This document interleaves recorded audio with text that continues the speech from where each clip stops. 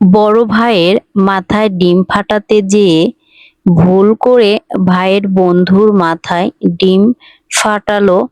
অপরাধে এখন নিজের বাড়িতেই কান ধরে দাঁড়িয়ে আছে মন। তার সামনে দু হাত বুকের উপরে গুটিয়ে দাঁড়িয়ে আছে আমির মির্জ, লোভান শিকদার।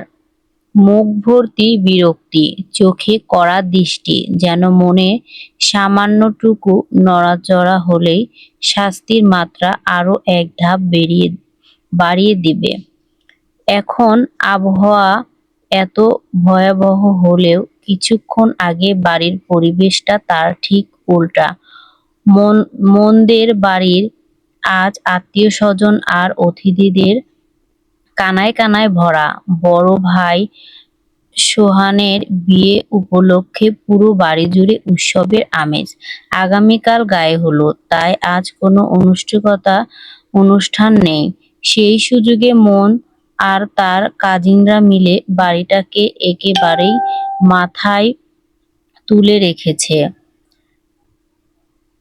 কিছুক্ষণ আগে সবাই মিলে বসেছিল খেলতে, ঘুরতে ঘুরতে বোতলের মুখে এসে থামলো বলের দিকে।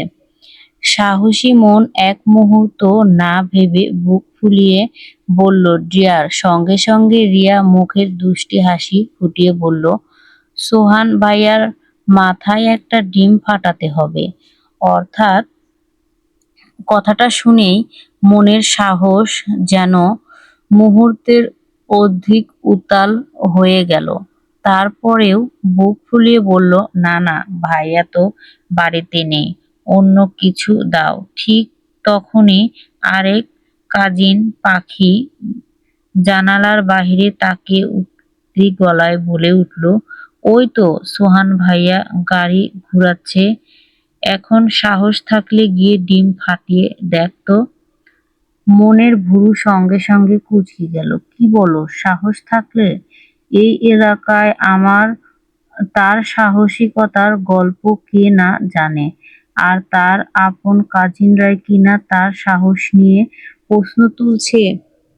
অবশেষে তার সাহস আছে, ভাইয়া না হয় দুটা বকাই দিবে, আর বেশি হলে দুটা কানমলা, তাতে কি হয়েছে? সাহসের প্রশ্নর মতো কখনো পিছু হাঁটে না। আর এক মুহূর্ত দেরি না করে সে সোজা রান্নাঘরে গিয়ে ফ্রিজ খুললো। ভেতর থেকে সবচেয়ে ঠান্ডা ডিমটা তুলে নিয়ে সদর দরজার আড়ালে গিয়ে ওত পেতে দাঁড়ালো শিকদার আসার অপেক্ষায়। কয়েক মুহূর্ত পর পায়ের শব্দ ভেসে এলো। মন নিঃশ্বাস আটকে রাখলো। দরজার পিছনে কেউ ভিতরে ঢুকতেই সে আর এক সেকেন্ডও নষ্ট করলো না। টাস! নিখুঁত নিমেষেই ডিমটা ছুঁড়ে মারলো। তারপরে 1 সেকেন্ড, 2 সেকেন্ড, 3 সেকেন্ড মুখ তুলে সামনে তাকালো। মনের বুক ধুক করে উঠল। আহ! ডিমটা সোহানের মাথায় নয়, সোহানের বেস্ট ফ্রেন্ড প্লাস দুজনের পর হতে চলা হবু শ্যালক নোভান শিকদারের মাথায় ল্যান্ড করেছে।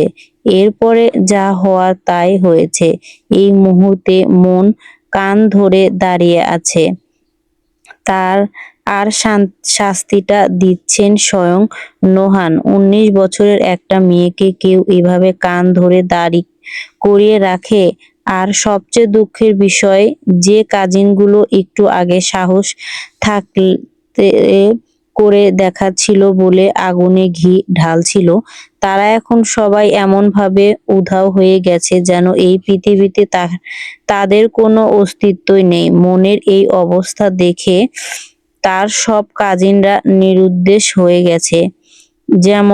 কেমন কাপুরুষতা, বিশ্বাসঘাতকতার পালা পড়েছে একবার ভেবে দেখলো। মন মনে মনে দীর্ঘশ্বাস ফেলল। অত্যন্ত বাড়ি ভর্তি মেহমানের সামনে কান ধরে দাঁড় করিয়ে রেখেছে, এটাই অনেক। এদিকে লোভান মাথা ধুয়ে ফ্রেশ হয়ে ওয়াশরুমে ঢুকেই মন আর 1 সেকেন্ডও কান ধরে দাঁড়িয়ে থাকলো না। কান ছেড়ে পুরো রুম হাঁটাহাঁটি শুরু করলো। এটা সোহানের রুম।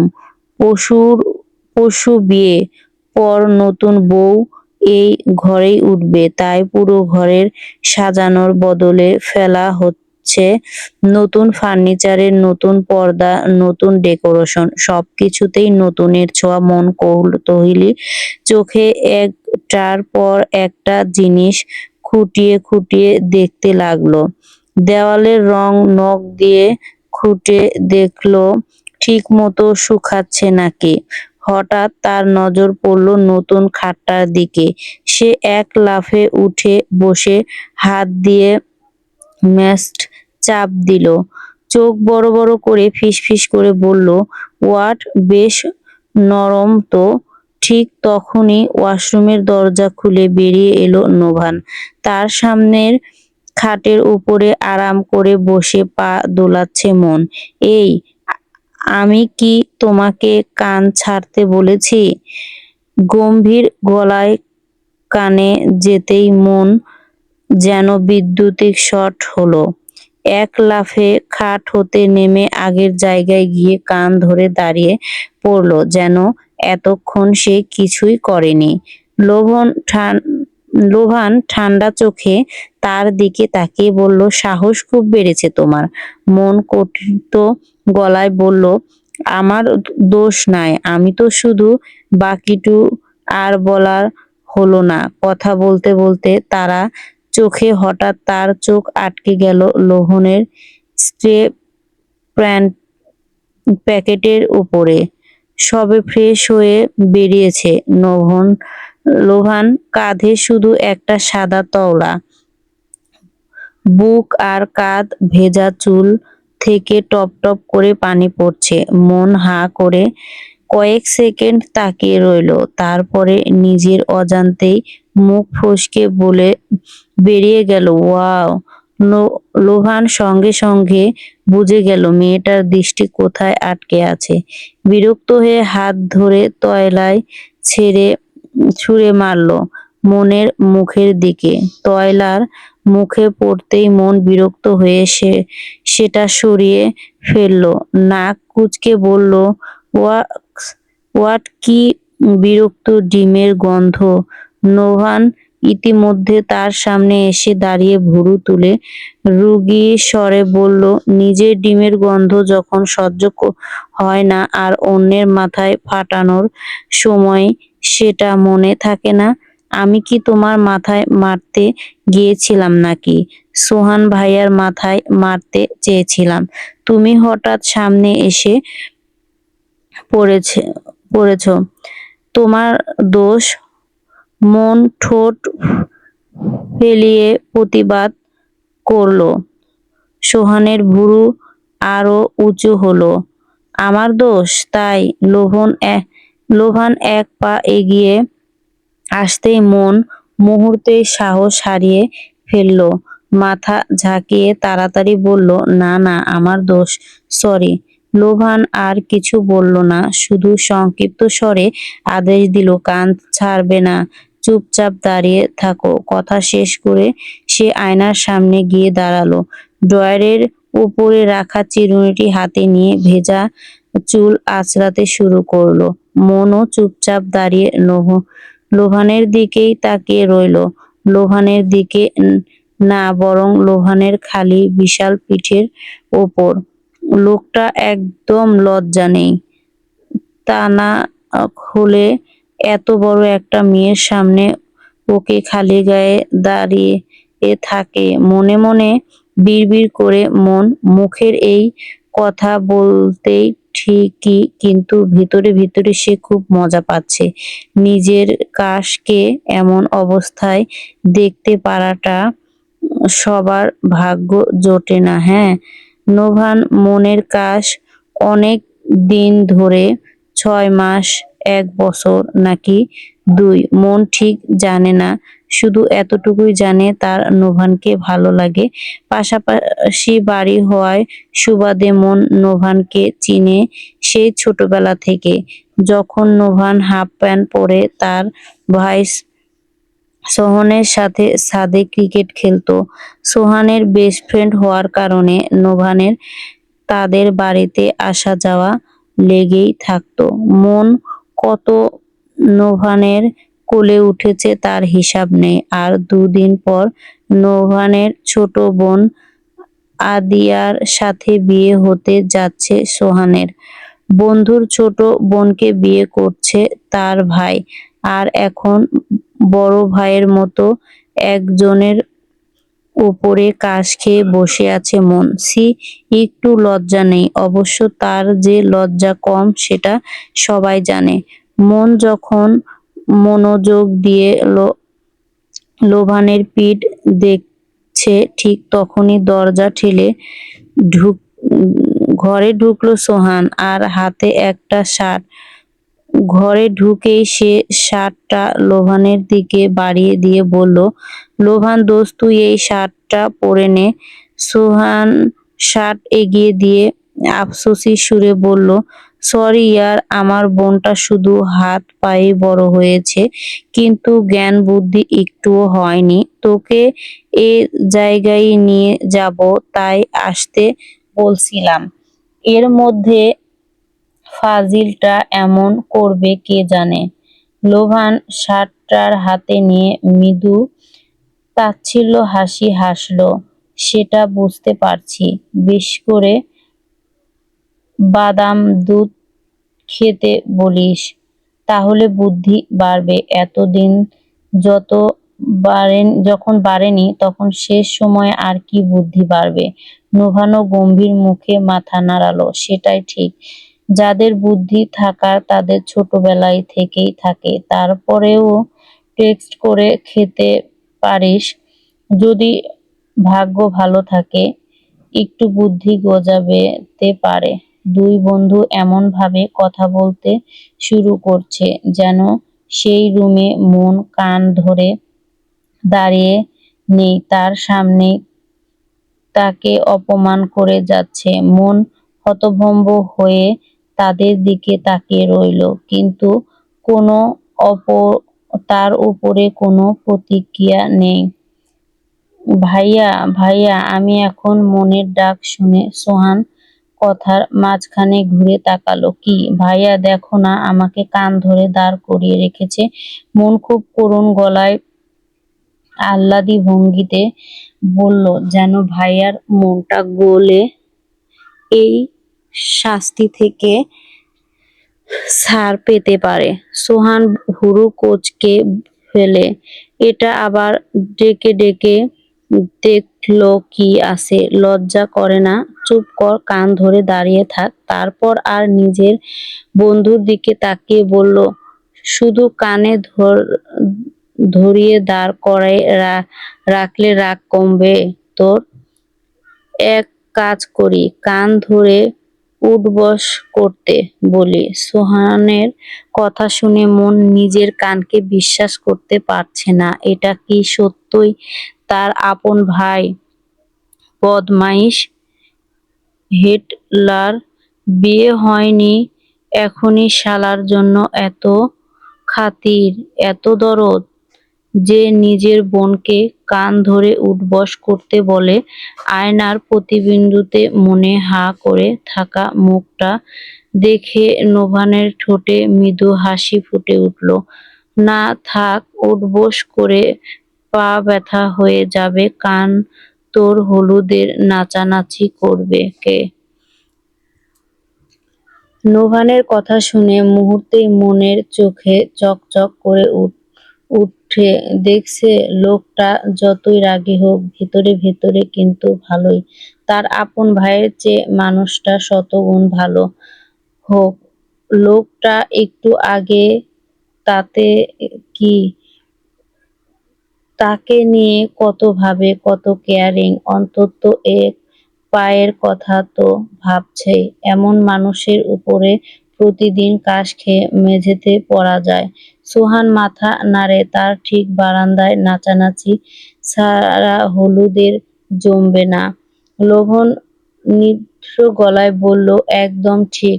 মনের হাসিটার মুহূর্তেই উধাও হয়ে গেল। আবারও অপমান। আর সেই দুই বন্ধুর সমস্যাটা কি? এবার দুজনের কি আলাদা করে তাকে অপমান করার কোনো ট্রেনিং নিচ্ছে? একজন শুরু করলো, আরেকজন সেটা শেষ করে।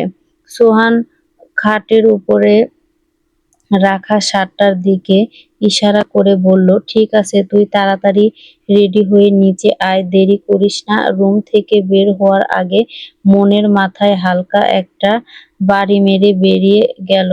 মুখ ফুলিয়ে দাঁড়িয়ে রইল মন। ইচ্ছে করছিল এবার ভাইয়ের মাথাতেই একটা ডিম ফাটায়, পচা ডিম, গন্ধওয়ালা। কিন্তু আপাতত এটা সম্ভব না, তাই সেই ইচ্ছেটাকে বুকের ভেতরেই গুমড়ে মারতে হলো। মন আর লোভনের আরো রুমে একা। মন হতাশ হয়ে দীর্ঘ একটা শ্বাস ফেলল। লোভন এখনো খালি গায়ে দাঁড়িয়ে আছে ঘরে, যে আর তার সঙ্গে একটা সুন্দরী কুমারী মেয়ে আছে, সেদিকে যেন মানুষটার বিন্দুমাত্র খেয়ালই নেই। উদ্দেশ্য মন দৃশ্যটা বেশ উপভোগ করতে। আজকাল ফ্রিতে এমন কোথায় দেখা যায়? তবু সে তো একটা মেয়ে, তাই না? লোকটা কিভাবে এত স্বাভাবিকভাবে তার সামনে খালি গায়ে দাঁড়িয়ে থাকতে পারে? নাকি লোভান তাকে মেয়ে বলে মনে করে না? মন গলা খাঁকি দিয়ে বলে, লোভান শোনো। লোভান ভাইয়া মুহূর্তেই কঠিন গলা ধরে দিয়ে, লোভান আর শোনো না, শুনুন। আপনাকে আমাকে আপনি করে বলবে, তুমি যেও না, আমি তোমার থেকে 10 বছরের বড়।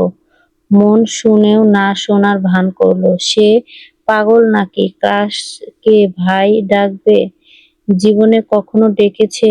কয়েক সেকেন্ড চুপ থেকে আবার বলল, আচ্ছা, এখন তো আদিবা আপুর বিয়ে হয়ে যাচ্ছে, এখন তুমি কবে বিয়ে করবে? শার্টটা হাতে তুলতে তুলতে লোভান ভুরু কুঁচকিয়ে তার দিকে তাকালো। কি লোভান, তুমি বিয়ে করবে না? লোভান ভাইয়া আবারও ধমক খেয়ে মন। সে মুখ বাঁকিয়ে বলল, আচ্ছা ঠিক আছে, বুঝেছি তো।